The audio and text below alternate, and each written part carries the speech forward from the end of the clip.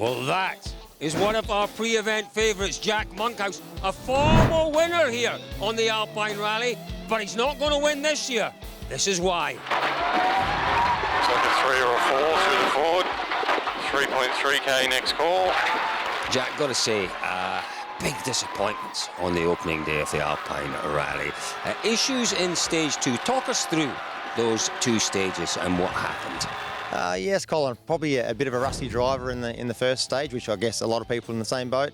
A few little overshoots and wrong turns on my behalf, but yeah, we thought we had a good run on the second stage, pushing on quite well, and got a few nice compliments from the co-driver saying the commitment was good, so that's positive. It doesn't happen that often, but yeah, we cruised along, and there's a right-hander like a T-junction and sort of really long straight, so you want to maximise your exit, and I did my best, and I saw a little bit of a greater sort of bank type thing, and you normally stay away from them, but this was very shallow and yeah, just ran the wheel sort of out there, and it stopped. It lost drive. When it breaks a drive shaft, the shaft can bang around, so we had to pull over and remove the shaft and limp it back out, and then put another shaft in it for the third stage, and we had a good run through that one.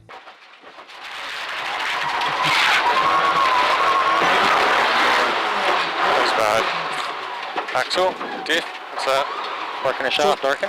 Yeah, I just assumed it was a drive shaft that failed. It was a driver error, effectively. Well, there was a few driver errors in there, but yeah, I must have bumped it. I've never broken a shaft in that car before. They've been quite a robust unit. We did actually have to go around a big black snake.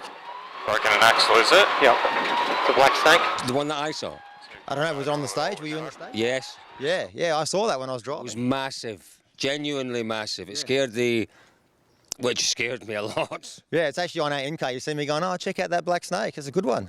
Thanks, mate. Thanks. No, there better not be any more snakes out there today. It really didn't do me any good whatsoever. Well, listen, I found a little bit of video that got sent to us, and it may actually explain your problems. Okay. You know, someone did say, oh, it just failed, and we went, have a look at that. Is that the incident you're talking about?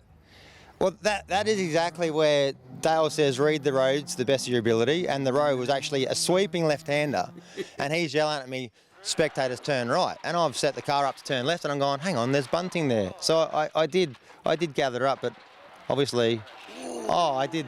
That's a fair old hit, isn't it? I've definitely bumped into stuff harder than that before, but anyway, here we are. Genuinely, so do you get calls from the co-driver? I thought the co-drivers just read out the kind of the notes from the road book, and that was it. Does he tell you a little bit more than that? Traditionally in the Alpine, he sort of said 8 kilometres, wake me up when we get there. I have had that call a few times.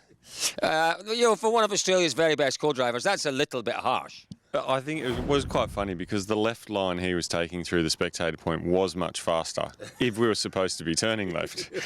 The tighter right was a tighter one, but yeah, no, look, it's not easy coming into these events. You are listening to instructions, which is just what's given in the road book. We try to number those like a pace note off that tulip, but it's just literally our interpretation of what they've drawn. It's just to give him an idea about what gear to approach in and things like that. That actually explains the issues with that first note, the very first note on the very first stage, because I read it, and like you, I've got a little bit of experience of road books, maybe not quite as much as you, but it looked like a 90 right. Yeah. So I'm asking everyone at the end of the stage about the 90 right, and the look on their faces, because it wasn't a 90 right at all, was it? It was a hairpin cut back on the right. Yeah. So we call those a square right because it's basically it wasn't square. A T-junction or a square, yeah. The problem on that first one that everyone was overshooting was the instruction had said straight on, then 40 metres turn right. Now They did say, hard to say. Hard to see. Fair call to the organisers.